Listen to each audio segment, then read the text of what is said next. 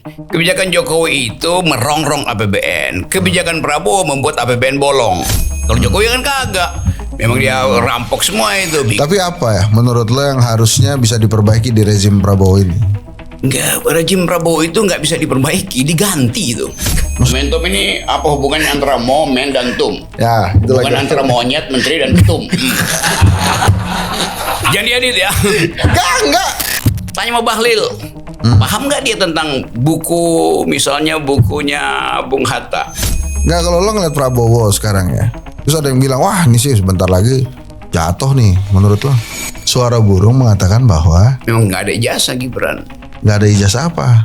Yang lu tanya tadi ijazah apa coba? Oke, S1 nggak ada. SMA ada nggak? Ih, burung pipit bilang begitu, burung perkutut bilang begitu, burung bangau bilang begitu. Masa gua nggak percaya 3 jenis suara burung?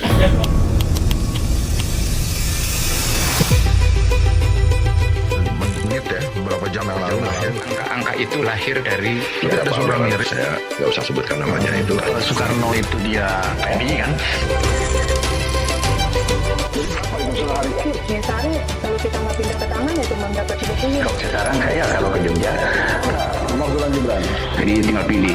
Orang makin tertutup, makin mudah. Ya, bersujudlah di kaki ibumu. Bismillahirrahmanirrahim. Assalamualaikum warahmatullahi wabarakatuh. Bismillahirrahmanirrahim. Bismillahirrahmanirrahim. Iya, bismillahirrahmanirrahim. Rocky Gerung. Awas ya. Henry. Gua nggak perlu inilah panjang lebar. Iya, nggak perlu lah. Bang, lo kenapa sih ini banyak dituduh katanya lo melempem sekarang, nggak terlalu keras? Memang ada yang lebih keras dari gue sekarang. Coba siapa? Ya gue nggak Ada. tahu. Nggak, tapi katanya lo dibandingkan intensitas mengkritisi Jokowi dibandingkan zaman Jokowi Ya, dan jelas sekarang. lah kalau zaman Jokowi kan ngaco di semua hal gitu. Kan itu juga yang mesti fair. Kan gue milih sendiri objek kritik gue. Milih momentum, milih strategi gitu. Masa disama-samain. Ya kalau yang mau sama-samain mereka yang lakukan sendiri gitu. Tapi memang ada lebih apa yang menurut lo lebihnya Pak Prabowo dibandingkan Jokowi? Bukan soal lebihnya, soal kemasukakalan dari kebijakan. Kebijakan Jokowi itu merongrong APBN. Kebijakan Prabowo membuat APBN bolong. Beda antara merongrong dan bikin bolong itu kan. Gimana? Coba Lo kita jelasin dong. explore dulu. Ya eksplorasi dong. Ya coba lu sebagai penafsir gue coba lu terangin dong. Kalau Ya, kita APBN bedain ya, bolong, sekarang gue yang kalau baca. APBN bolong itu artinya APBN-nya lo mau pakai, cuma kagak ada duitnya karena bolong. Iya, karena yang diprioritaskan program-program kerakyatan. Ya. Padahal semua program kerakyatan itu pasti ongkosnya gede. Cuman Prabowo merasa itu mesti dia pamerin dulu. Nah, masalah di situ batas dari keinginan memamerkan ambisi politik adalah APBN. Nah, sekarang baru mulai dia tahu tuh bahwa mesti ada pengendalian ambisi.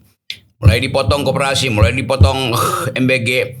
Dan dia akhirnya mengetahui bahwa dia dikritik oleh rakyat. Kalau Jokowi kan kagak. Memang dia rampok semua itu. Bikin IKN, bikin segala macam. Sehingga lu yang bolak-balik Bandung mesti bayar lebih kan sebetulnya kan. Dan lu mesti bayar terus berapa 170 tahun lagi gitu kan. Nah tapi Udah tajam belum kritik bang? apaan? Udah tajam belum? Itu kan kritikannya masih tetap ke Jokowi. Ya, Jadi memang. orang-orang ini misalnya nih, kan gue posting tuh yang obrolan kita tentang Londo Ireng. Orang bilang wah nggak tajam lagi Rocky ngomongin tentang Londo Ireng tuh. Tuh kalau Jokowi yang ngomong pengamat LSM wartawan Londo Ireng pasti dia lebih tajam tuh Iya. ngomongnya kata gitu. Karena yang kritik gue itu dia nggak mau juga kritik. Dia pakai nama gue kan buat kritik tuh. Aha. Jadi dia marah, dia ingin gue yang marah tuh. Nah itu namanya goblok. Nah kalau dia marah aja sendiri gitu coba. Dia nggak pengen marah, mengharapkan lu Gue marah. marah, dia kan goblok namanya. Begitu lu dia ngarepin lu marah, lu nggak marah. Iya, gue gak marah. Kenapa? Ya karena dia suruh gue marah. Jadinya dia marah. Lu gimana sih Rocky nih gitu? Nah itu bukan kegoblokan sih apa ya? Bukan kebegoan, bukan juga. Ketololan bukan, kedunguan. Tapi apa ya menurut lo yang harusnya bisa diperbaiki di rezim Prabowo ini? Enggak, rezim Prabowo itu nggak bisa diperbaiki, diganti itu. Maksudnya gimana sih? Ya kabinet aja dibatalin dulu. Yang 100 orang itu? Ya digantilah 102-nya. Wah lu gimana kalau 100 orang itu diganti semua gak punya pekerjaan? Beban Gibran makin gede dong, 19 juta plus 100. Ini nggak ada urusan dengan Bima, ini soal momentum. Momentum ini apa hubungannya antara momen dan tum? Ya itu Bukan lagi. antara monyet, menteri dan ketum. Jangan diedit ya. Enggak. Ya kan Pak Prabowo juga bertanya, boleh nggak saya bilang bajingan? Terus? Dia nanya ke gue sebetulnya, padahal gue udah pernah bilang tuh Jokowi bajingan tolol. Kan nggak bisa gue bilang Prabowo hal yang sama, karena dia bukan Jokowi, begitu bedanya. Nah terus? Lalu edit sendiri kan? Enggak, gue nggak edit sendiri. Enggak, jadi balik lagi ke pertanyaan gue. Itu udah lo jawab tadi yang pertama, diganti rezimnya 100 orang itu. Terus? Ya mesti diganti. Gini nih, Prabowo bikin perjanjian politik dengan partai-partai. Ya. Okay? Dia berlaku 5 tahun. Normatifnya begitu. Tapi isi dari perjanjian politik adalah kapasitas menteri-menteri ini diuji setiap tahun. Ini udah 2 tahun kapasitasnya nggak ada. Dengan sendirinya perjanjiannya mesti batal. Batal demi akal sehat dong. Masa 2 tahun lagi masih begini? Ya marah lah Bem. Siapa yang bakal marah tuh? Tio pasti marah tuh. Tio nggak pernah marah, dia ngamuk. Yang marah itu adalah murid gue di FKUI. Siapa? Fatma itu. Fatima lah. Nah, Fatima dia marah, beda sama Tio. Tio ngamuk gitu. Oh. Jadi menurut lo satu-satunya cara rezim ini diganti semua tuh. Semua. Wapres enggak, Wapres? Ya Wapres kan bagian dari coba gue cari istilah yang aman nih. Bagian dari incapacity gitu. Okay. Mudah-mudahan dia nggak ngerti bahasa Inggris.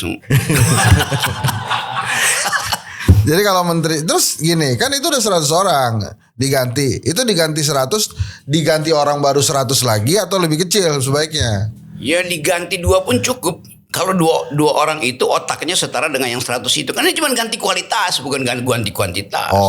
Nah, Bowo kan janjikan waktu itu kapasitas besar ini justru dimaksudkan untuk dipamerkan supaya bisa dipenggal-penggal. Kalau kaminya Pak Prabowo cuma 7, nggak mungkin dia ganti karena pasti efisien. Ini udah boros, nggak mikir itu. Diganti yang mestinya nggak bisa diganti karena itu 5 tahun lagi itu. Yang diganti kayak mobilan Rover itu kan, ya kapnya aja diganti itu, mestinya biar aja tuh. Dia masih pengen beli Land Rover gua itu, bro. Gua nggak mau beli, gua merampok. Itu. Udah jadi cuma gitu doang, nggak ada lagi. Ya apa lagi coba? Coba apa penyelesaiannya? Lu mau batalin MBG, mau batalin koperasi nggak bisa, itu ada di konstitusi. Tapi kan koperasinya korupsi. Iya, koperasinya korupsinya, koruptornya yang dihajar bukan koperasinya. Kalau kuku lu bermasalah, ya kuku lu yang dicabut bukan jempol lu yang diamputasi kan gitu. Terus ada yang bilang juga, aduh ini Prabowo sekarang bawa ideologi sosialis. Ya memang mesti sosialis lah, Indonesia mesti sosialis. Ngeganti sebelumnya gitu yang kapitalis. Iya jelas lah. Kan kalau sosialisme gitu. Itu bukan keinginan Prabowo, itu keinginan Soekarno, keinginan Hatta, keinginan Sultan Syahrir. Kan itu tokoh-tokoh kita kan dasarnya itu. Gue baru baca buku-buku lama yang pikiran Soekarno, pikiran Hatta segala macam. Iya bukan lu bukunya di situ tuh. Nih yang koleksi tuh Krisnamurti. Krisna. Pengennya Krista bekas jadi anggota DPR tapi dia masih baca buku bahkan koleksi. Nah yang sekarang itu iya dia koleksi Tamiya. Yang mana? Gak ada lah. Yang mana yang koleksi Tamiya? Iya sama koleksi kartu anggota baru segala macam. Sebelumnya kali bukan yang ini. Ya masih juga, banyak juga. Kenapa? Jadi menteri tidak berpikir. Akibatnya apa? Sosialisme yang ingin diedarkan Prabowo tidak punya back history. Tanya sama Bahlil. Paham nggak dia tentang buku, misalnya bukunya Bung Hatta, Alam Pikiran Yunani.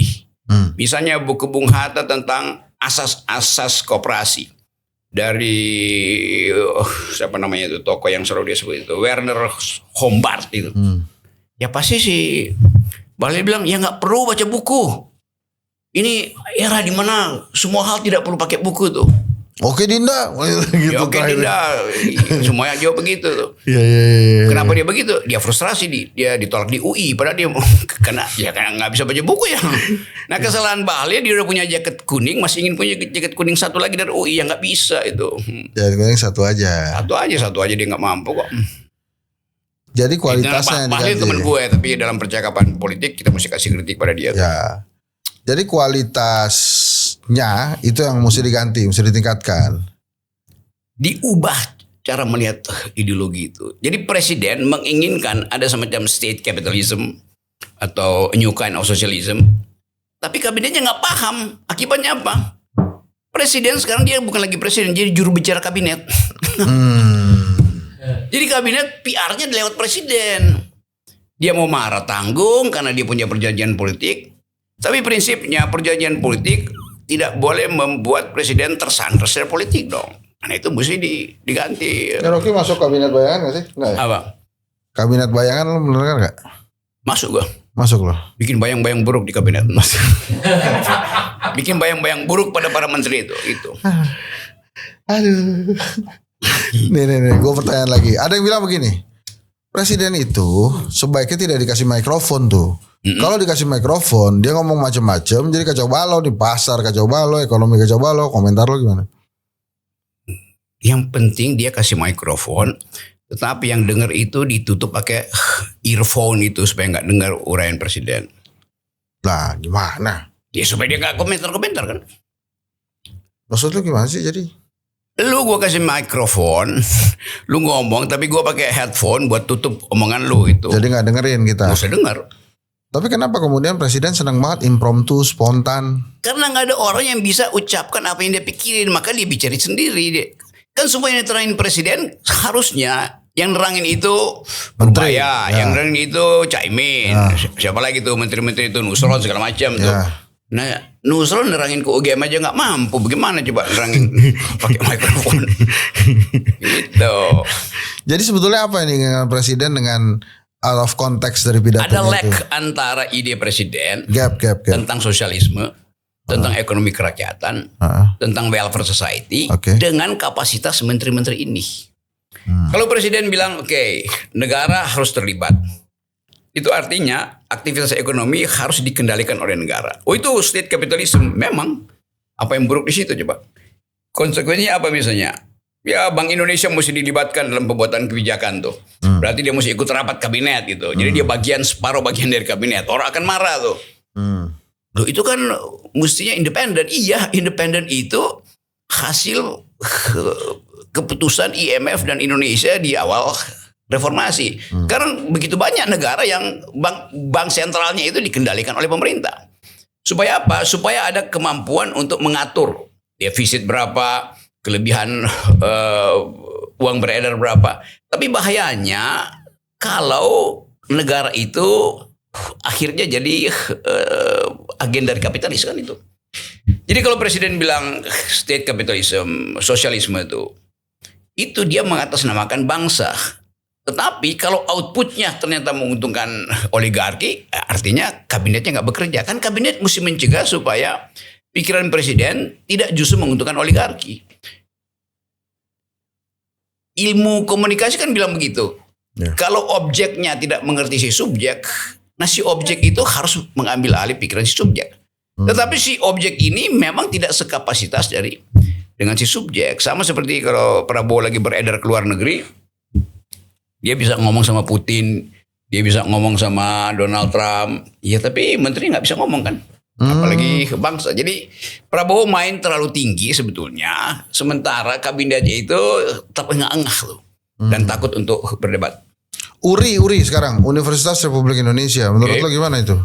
Kan ada yang bilang ini bangunannya belum ada, tapi kenapa kemudian universitas bosnya gubernur? Itu isu sampingan begitu. Sampingan begitu nggak perlu dibahas ya. Tapi apa ide-idenya? Apa kan lo sering ngobrol sama presiden? Ngomong dong. Enak aja gue ngobrol sama presiden, nggak ada begitu. Nggak jadi gimana URI ini gimana? Ya tetap ada ide untuk menjadikan Indonesia ini pusat finansial dunia, pusat pikiran dunia, upaya untuk backup sistem pendidikan. Tiba-tiba ada URI, dikulik-kulik. Ternyata URI itu udah dibatalin oleh siapa di Perancis pada waktu itu tuh. Ya tapi ide itu tetap di situ kan. Kan tugas presiden mencerdaskan kehidupan bangsa. Dia cari modelnya URI itu. Lingkungan dia iyain. Tiba-tiba ada masalah, dibully si presiden. Ya kenapa? Ya lingkungannya nggak ngerti, dia nggak riset habis-habisan kan. Kan belum terbiasa juga atau belum paham juga tentang URI itu. Udah 2 tahun nggak paham tuh kan. Betul lu tuh. Kalau karena dia nggak paham diganti aja kan. Iya dong gimana? Iya. Iyalah. Apalagi coba? Terus punya ide apa lagi presiden yang dadakan-dadakan yang bikin bingung orang-orang ini apa Gue lagi? sih nggak bingung kalau presiden ngomong. Oh lo gak bingung ya? Bingung. Yang bingung tuh orang yang nggak paham. Nah jangan-jangan emang itu masukannya dari lo semua tuh. Nah, gue nggak kasih masukan. Gue tunggu keluarannya. Nggak, terus gini, kalau lo ngelihat, nggak, kalau lo ngelihat Prabowo sekarang ya, terus ada yang bilang wah ini sih sebentar lagi jatuh nih, menurut lo? Iya, itu kalau lihat surveinya Saiful Mujani drop jauh dari 81 ke 51. 51. Tapi kalau kita balik misalnya, negatif impressionnya Prabowo berakibat apa pada wakil presidennya tuh? Lalu orang mulai ragu tuh. Ya kalau Prabowo tinggal 51%, itu artinya Gibran tinggal 2%. Kan ini satu paket. Ya, Jadi ya. kita mesti lihat Prabowo itu drop elektabilitasnya atau likability-nya. Ya kan ada Gibran di situ. Coba Henry Satrio ada di situ. Henry Satrio di situ, itu pasti lebih turun lagi. Jadi kalau Gibran misalnya demi mungkin secara konstitusi masih bisa dipersoalkan asal usul genealogi dari kehadiran dia sebagai wapres itu dimulai di DPR, diproses, itu pasti naik lagi tuh legitimasi pada presiden. Karena diam-diam orang merasa ya presiden sendirian tuh, si wapresnya ngapain di situ. Nah, itu yang mesti diterangin. Tapi mungkin Saiful Mujani nggak mau analisis faktor itu kan. Jadi menurut lo sampai nih 2029 omongan orang-orang wah ini nggak nyampe 2029 nih. Dia pasti sampai kalau dia lakukan apa yang kita bicarakan tadi, radical break. Ganti semua. Diganti, kalau nggak diganti, ya minggu depan juga nggak nyampe. Dan gue kira nanti minggu depan pasti ada overhaul habis-habisan, ada ada pembersihan yang lebih radikal lah. Tapi mungkin dicicil sampai Oktober. Ini dugaan gue, bukan karena pembicaraan dengan seseorang. Oh, nah tapi gue ngelihatnya ya, kalau gue misalnya kita ngomongin Polri, Panglima, Jaksa nggak diganti-ganti, menurut gue sih terserah aja, terserah presiden. Tapi banyak yang nanya, kenapa Presiden Prabowo tuduhannya takut mengganti Kapolri, Panglima dan Jaksa. Jadi kata-kata takut itu mencuri garis bawah itu. Kalau menurut gue sebenarnya dia nggak takut, dia mengenai azas kepentingan aja. Tapi kalau gue jelasin kan buat apa ada lu di sini? Jadi menurut lu gimana bang? Ya kalau gue jelasin juga nggak paham kan, karena sebagian besar gue akan jelasin. Lu jelasin aja deh. Lu udah 2 kali nih bikin Ya malu gue. Kan politik itu ukurannya momentum. Itu buku gue. Iya, itu momentum, bukan monyet menteri ketum. Enggak, bukan. Jadi gimana? Lu jangan edit-edit ya. Jangan tadi. Kan ini pembicaraan antar warga negara. Iya. Dengan yang diatur. Iya, ngapain dia tadi? Itu gimana jadi tadi? Apa tadi? Enggak, ada bahasa katanya takut mengganti Prabowo tuh presiden. Ya nggak mungkin dia takut, dong dia presiden kok. Jadi kalau dikatakan dia takut, artinya ada perjanjian yang mesti dia hormati. Kalau dia dia trespass perjanjian itu, maka dia dianggap tidak etik. Tetapi sekali lagi perjanjian politik itu tidak boleh permanen. Apa perjanjian politiknya? Bahlil, Caimin, apalagi Julhas. Hanya perjanjian politik. Lu ganti Bahlil, orang senang Bahlil diganti. Tapi perjanjian politik mengatakan Bahlil diganti, maka yang mesti ganti dia adalah Demokrat, PDIP. Tidak dari Golkar juga. Ya. Lu mau ganti siapa? Caimin. Kenapa gue mau Caimin ya? Ya kenapa? Apakah dia termasuk sebagai 3 kancil? 1 dari 3 kancil yang disebut Prabowo. Ya, tapi kalau pun diganti, ya mesti dari PKB. Tetapi kalau udah 2 tahun, kapasitas dari mereka yang bikin perjanjian tidak memungkinkan presiden tampil secara efektif, ya mesti dibongkar perjanjian itu. Nah itu fungsi dari kedai kopi, supaya jangan sekedar jadi kedai doang. Harus jadi markas pemberontakan. Gitu. Ide-ide ini maksudnya. Berani gak lo? Anda jangan ketawa-ketawa aja Anda nih. Emangnya di sana ini lenong bocah.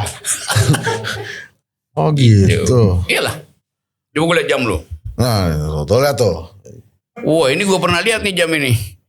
Ini mah jam Putin dulu punya jam macam ini masalah. Ini bentar lagi Koni Ramadhani Bakri kemarin itu jam-jam Rusia tuh. Coba deh lo lihat deh. Ini akhirnya berhasil hidup nih jam nih. Morris, iya jam Rusia di pilot pula nih. Iya, kok Pilot watch. tapi pertanyaannya kenapa jam Rusia bahasa Inggris? Ya pada waktu itu semua diterjemahkan lewat bahasa Inggris dong supaya ketahuan bahwa itu ada mutunya nih. Ini jam ini setara dengan 20 cincin si pengusaha nih mungkin nih. Oh. Nilai historisnya maksudnya. Oke. Ya kalau nilai uangnya cincin lebih mahal, tapi secara historis orang mesti tanya kan, apa penyebab atau dengan cara apa kita bayangkan seorang pilot misalnya dia mesti pakai jam yang segede ini. Oh. Kenapa gitu? Ya ini ada urusannya dengan tekanan udara supaya lebih stabil perubahan tekanan udara. Kalau pakai cincin kan itu kalau cincinnya kena matahari di co-pilot ya nyilauin mata. Ya. Bisa goyang. Jadi nggak usah ngebahas ini jam lebih penting daripada cincin. Londo Irang gimana menurut lo Londo Irang? Londo Ireng. Apa isunya Londo Ireng? Iya, kenapa kemudian tiba-tiba presiden nyebut Londo Irang? Ya karena kosakatanya ada di situ, cuman itu aja kan. Menurut lo pantas gak presiden ngomong itu? Pantas aja.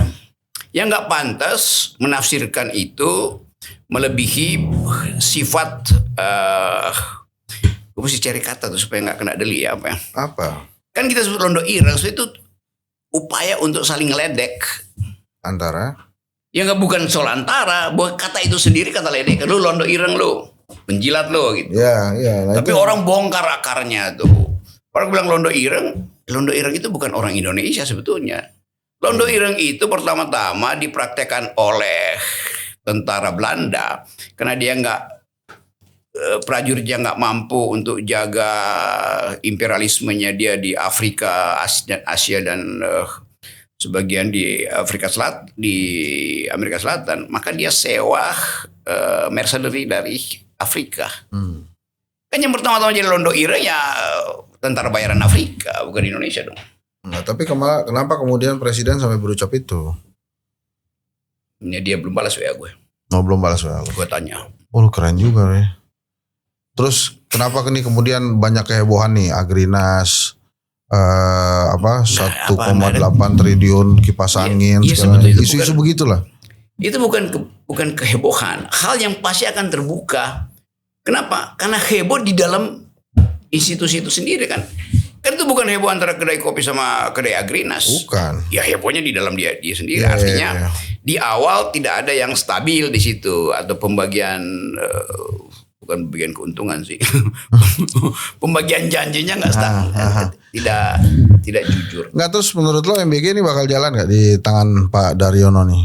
Jalan lah pasti. Lebih baik atau Pasti lebih baik kan diganti kan. siapa si Dadannya? Iya. Jadi menurut lo Masa diganti gimana? yang lebih buruk si Sudar. Nggak, Gibran bilang begini, harusnya MBG itu, ini Gibran loh, sebagai wapres dia bilang harusnya MBG itu dilaksanakan di daerah 3T dulu, terluar, Ya, itu tertinggal. mah Sedios juga bilang begitu, FEU bilang begitu dari awal. Ngapain Gibran bilang sekarang? Nah sekarang menurut Rocky Gerung gimana? Benar nggak itu omongan Gibran? Bukan soal benar. Itu Gibran ngerti nggak bahwa dari awal memang itu temanya tuh bahkan sebelum dia jadi kan ini sebelum Prabowo jadi presiden juga begitu. Yang disasar adalah di mana ada stunting, yang disasar adalah di mana ada kemiskinan absolut.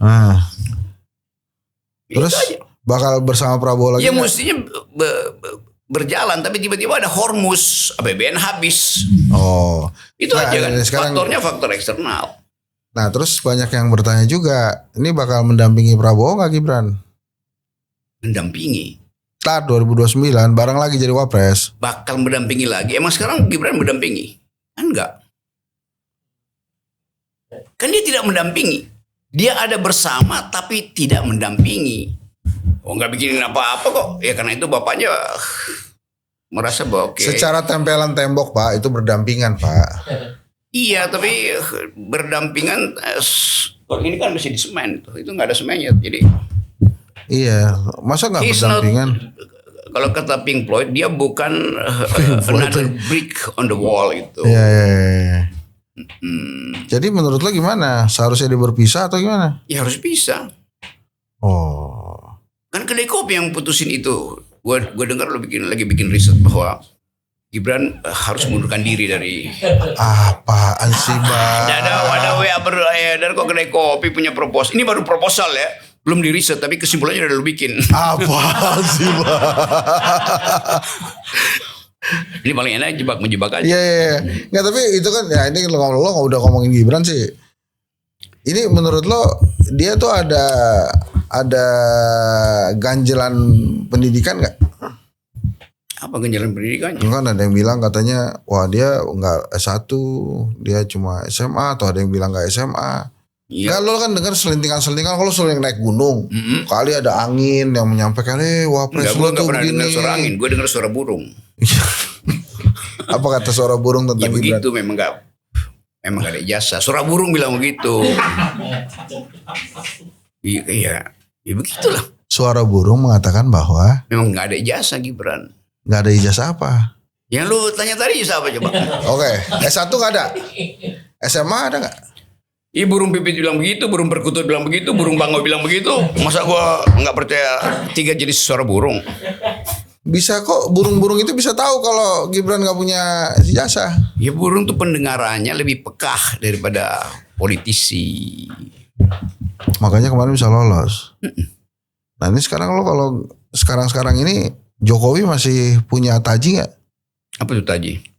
Kekuatan untuk mengganggu Prabowo. Haji itu kan ayam jantan yang punya kan? Ya, Iya. Dia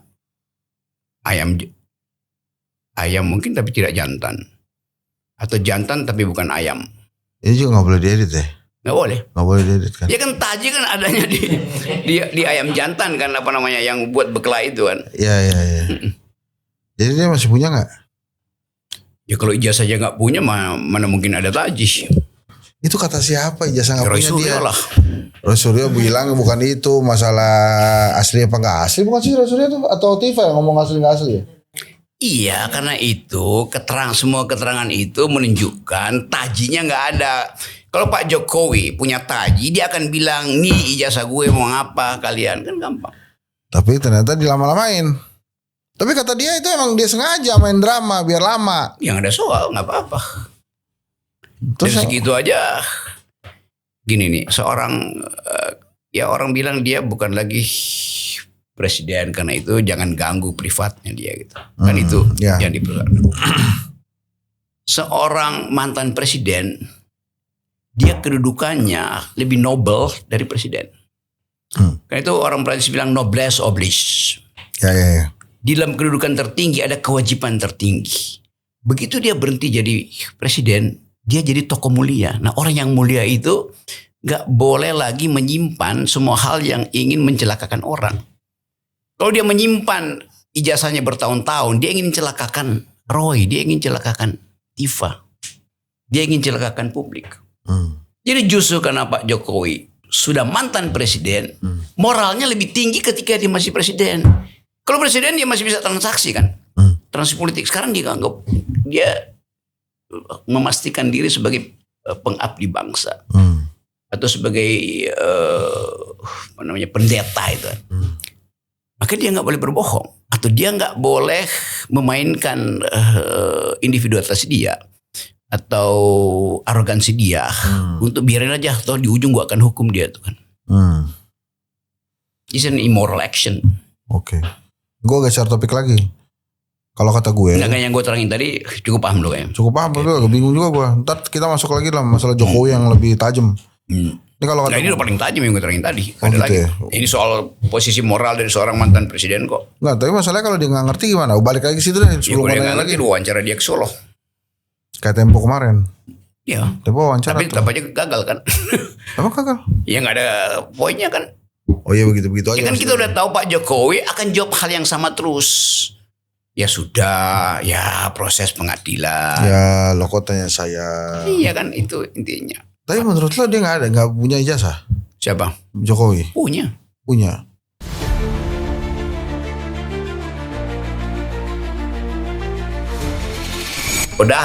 Orang udah mau sambit aja mau kayak Kodari kan. Siapa lagi yang perlu Karena wataknya tidak memperlihatkan kemampuan untuk mengolah public opinion. Nah, terus Jokowi keliling-keliling, halan-halan. Ada efeknya nggak buat PSI? Ada pasti itu, karena efeknya amplopnya tebal kan. Mengganti seluruh kabinetnya, anggota kabinetnya. Persoalannya bukan dia mau, dia pasti harus lakukan itu. Tanya pada Gibran, lu masih mau jadi wapres nggak? Pasti dia bilang nggak. Hah, serius loh? Karena dia mau jadi presiden.